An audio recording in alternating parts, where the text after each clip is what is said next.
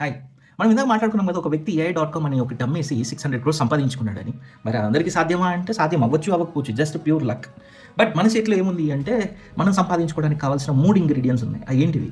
Consistency, discipline and పట్టుదల.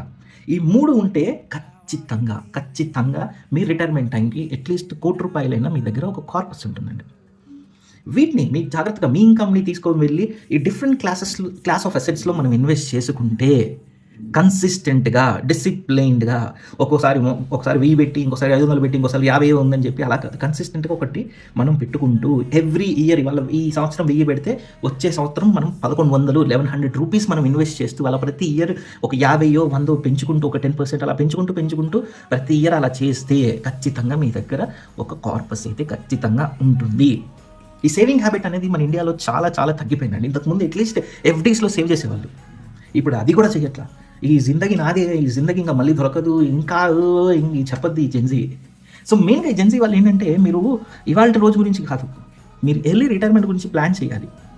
ఇది concept అనేది మాకసలు మా మిలీనియల్స్ అప్పుడు లేదు. ఎందుకంటే, మా మిలీనియల్స్‌కి మేము సెటిల్ అవ్వాలి అంటే పెళ్లి చేసుకొని ఇల్లు కొనుక్కుంటే చాలు సెటిల్ అండి. కానీ ఇల్లు కొనడం వల్ల ఏమవుతుందంటే, లైఫ్ లాంగ్ ఈఎంఐ లోన్ అనేది ఒకటి ఉంటుంది. సో, ఎర్లీ రిటైర్మెంట్ అనేది మా జనరేషన్స్‌కి కొంచెం కష్టమైతూ ఉంటుంది. బట్ మీకు అలాంటి ఆప్షన్ లేదు. హ్యాపీగా ఫీల్ అవ్వండి. సో, జెన్‌జీ వాళ్ళందరికీ కూడా చక్కగా వాళ్ళకి ఎర్లీ రిటైర్మెంట్ గురించి చెప్తుంటే అర్థం కావట్లేదు. మంచిగా మీరు 22, 23 సంపాదించుకుంటున్నారు. అట్‌లీస్ట్ ఒక 6,00,000-7,00,000 ప్యాకేజ్‌తో ఉంటున్నాయి. సో, మీరు అట్‌లీస్ట్ మీకు మహా అంటే 15,000 ఖర్చు ఉంటదేమో. మిగతాది అట్‌లీస్ట్ సేవ్ చేసుకొని ఎర్లీ రిటైర్మెంట్‌కి ప్లాన్ చేసుకోండి బాస్. అర్థం చేసుకోండి. ఇది కాకుండా మనకి కార్పొరేట్ హెల్త్ ఇన్సూరెన్స్ ఉంటుంది. కార్పొరేట్ హెల్త్ ఇన్సూరెన్స్ మీద డిపెండ్ అవ్వద్దు. ఎప్పుడు కూడా ఎర్లీ ఏజ్‌లోనే మనము సెపరేట్ ఒక హెల్త్ ఇన్సూరెన్స్ తీసుకుంటే ప్రీమియం తక్కువలో అయిపోతుంటుంది. హెల్త్ ఇన్సూరెన్స్‌తో పాటు లైఫ్ ఇన్సూరెన్స్ కూడా వెరీ ఇంపార్టెంట్. ఎందుకంటే మనం మీద డిపెండ్ అయిపోయి ఉన్న మన ఫ్యామిలీ మెంబర్స్‌కి మనకి ఎప్పుడు ఏమవుతుందో తెలీదు కాబట్టి ఒక లైఫ్ ఇన్సూరెన్స్ అనేది ఖచ్చితంగా ప్యూర్ లైఫ్ తీసుకోండి. ప్యూర్ లైఫ్ ఇన్సూరెన్స్ ఒకటి తీసుకోండి. చక్కగా 1 క్రోర్‌కో ఏమో తీసుకుంటే చిన్న ఏజ్‌లో తీసుకుంటే మీకు 6,000 నుంచి 10,000 పర్ ఇయర్‌లో అయిపోతుంది. నేను ఎప్పుడో తీసుకున్నాను ఒక 50 lakhsకి నా 6,000 ఏమో ఉంది. 6,500, 7,000. సో, చాలా ఎర్లీ ఏజ్‌లో తీసుకున్నాను నాకు అది దొరికింది. సో, అందుకనే చెప్తున్నా.